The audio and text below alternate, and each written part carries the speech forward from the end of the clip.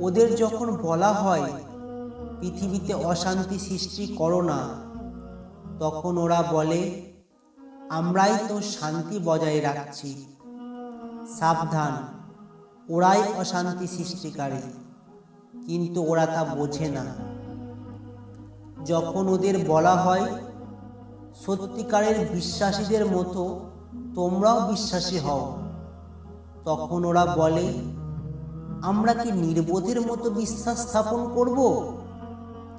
সাবধান, আসলে ওরাই নির্বোধ, কিন্তু ওরা তা বোঝে না। বিশ্বাসীদের কাছে এলে ওরা বলে আমরা তো তোমাদের মতোই বিশ্বাসী। আবার যখন দুরাচারীদের কাছে যাই তখন বলে আসলে আমরা তো তোমাদের সাথেই রয়েছি। বিশ্বাসীদের সাথে আমরা তো শুধু তামাশা করি।